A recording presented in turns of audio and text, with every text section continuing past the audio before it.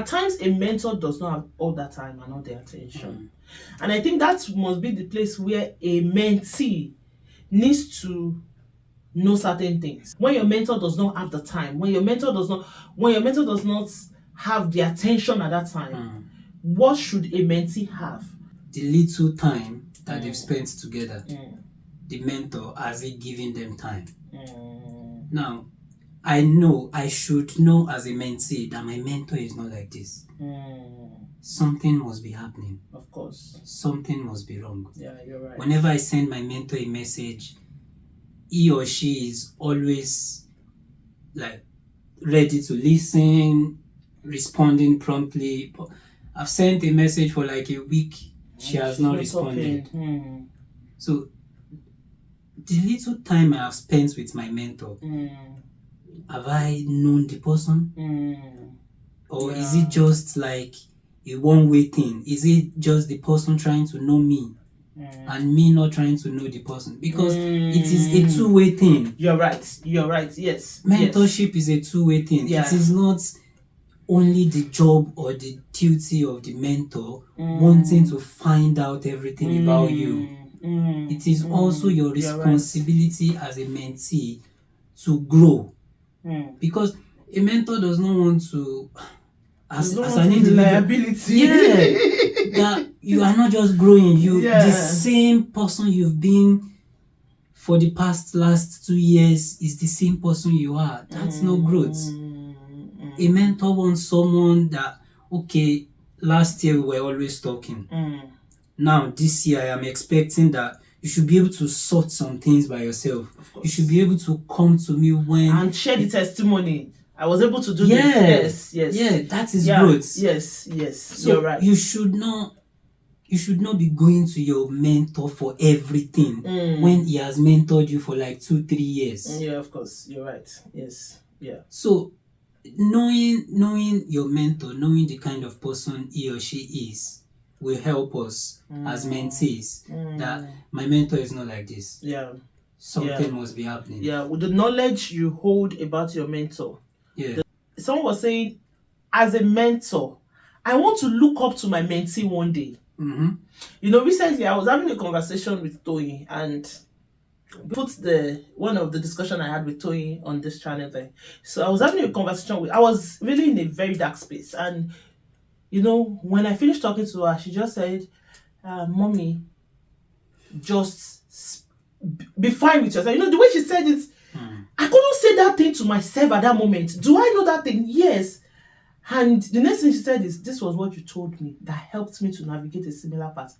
No, there was nothing more satisfying than that for me at that moment. Like, I felt like, oh, I did not waste my time. I've also had people who I've been with for a while, and knowing the kind of person I am, they know I'm always ready to like respond to messages and all that. And when it is now taking me long or days, some of them will just be like, are you okay? Ben, are you fine? When I see those questions, I will just, am I fine? I don't think so.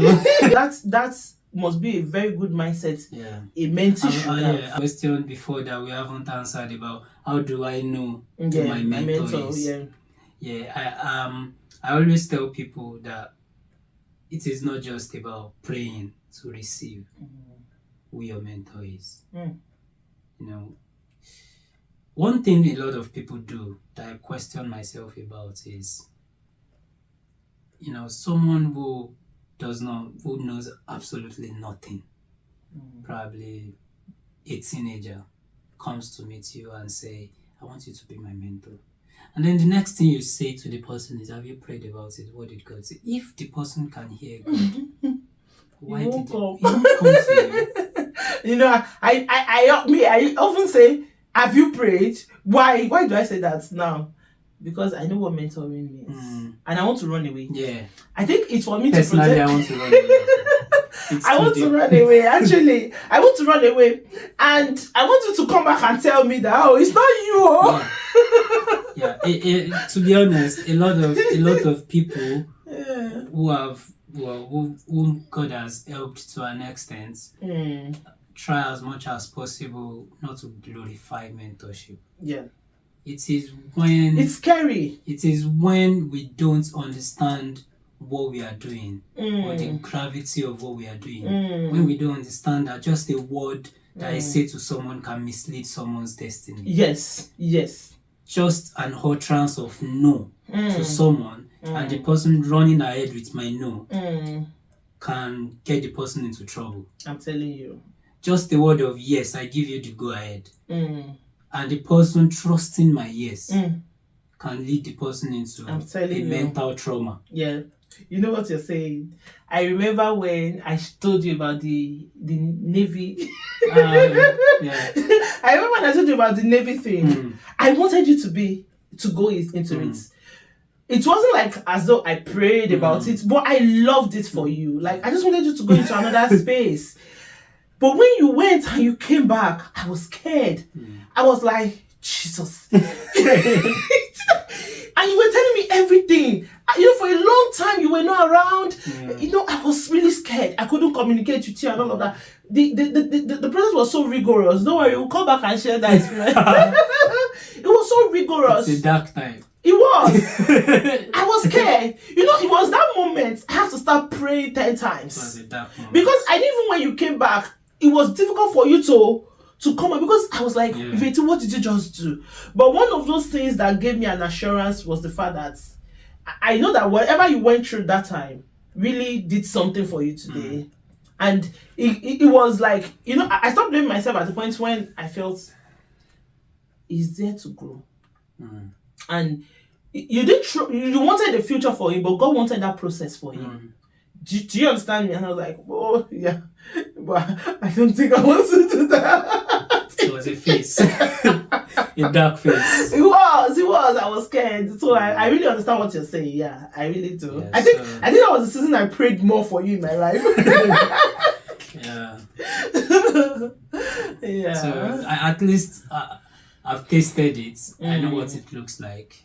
I know what it feels like. And I can guide people now. Yeah, of course. So I've seen lots of people ask me about, someone just messaged me like 5 days ago, Bro Ben, your time in the Navy, what was it like? I want to also like, oh, are you sure? Are you sure that's what you want for yourself? Why do you think you want this life, that life? Why do you? Doesn't want it, to be honest. I tasted it so that a lot of people will know. We don't know what it tastes like. I think so too. It's not sweet, to be honest. It's not. Especially those exercises. It's not sweet. But one of those things is this, for an immature mentee, it would have come back and just said, "Oh, Sister Reti pushed me into it," like she pushed me into it. But anyway, you were not the only. The good thing was, when we talk about mentorship as well, we should have our mentors, and we should also have some people we respect. Yeah. That we can also double check with. That okay. My mentor said this, okay. It can even be your biological dad. Okay. It can be your biological mom. Because I know mom too did a lot for you to go. Yeah. I remember. Some people just make unilateral decision. Your decisions should not be unilateral. Your decisions should not be, oh, this is my decision and that is my decision. Of course. Even when you have a mentor, does the mentor have a say over your life? Can the mentor change your mind over what you really want to do, over what you loved to do? If you call someone your mentor and you see the person as a navigator, as a map, if the person cannot re-navigate your life, the person is not your mentor. The person is just a friend.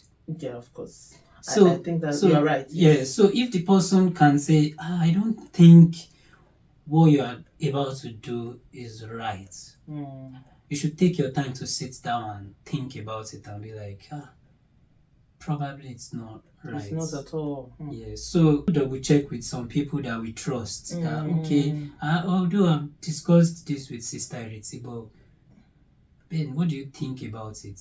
It can even be your friend, someone you trust. I have some people like that we are not met. Our relationship is not mentor-mentee kind of relationship. It doesn't have to be. It's just purely friendship. Yes. But what we talk about, what we discuss about, I guide them, they guide me. We talk about destiny. We talk about we double check ourselves so that we know that I think I'm not right. I think what I'm doing is wrong. I think, and that is where relationship aside mentorship comes in. And being able to know who your mentor is, like we were trying to say previously, it's not just about prayer. What do you see in the person? Yeah. What kind of person is the person? What kind of ministry does the person have when we talk about Christian mentorship and all that? Is the person a teacher? Do I see myself as a teacher? Is the person a pastor? Do I see myself as a pastor? Is the person a minstrel? Do I see myself as a minstrel? Got more stuck with the unilateral decision. And one of those things I think people make is that when they have a new mentor, okay, they've been mentored by A for a while, whatever they were doing with A, and they met B, and they want to make a decision when they met the B, they will go and meet the B first. They will not come to the A. They might not even meet the A at all. Do you get? So I remember when I was... Probably because the A has been saying what they don't want to hear. Good, that's just it. Some of us might just have a problem of, in my mind, before tabling the matter to you, this is what I want to do. So when I tabled the matter to you and what you said does not really go down well with me, I will just go and keep looking for people that will say what I want. Yes. Yeah. So I'll keep meeting people that will say what I want, that will say what I need. No, not what I need to hear, but what I want to hear. And that is where we make lots of mistakes. We get it wrong, actually. It's been heart to heart talk. I wasn't even looking at the camera any longer because I love conversations. And thank you for coming. I really appreciate it. Thank you so much. Thank you. So guys, keep subscribing, keep sharing. We have different topics to address here, and I hope to bring more wonderful people down here for you. So thank you. Thank you. Yeah.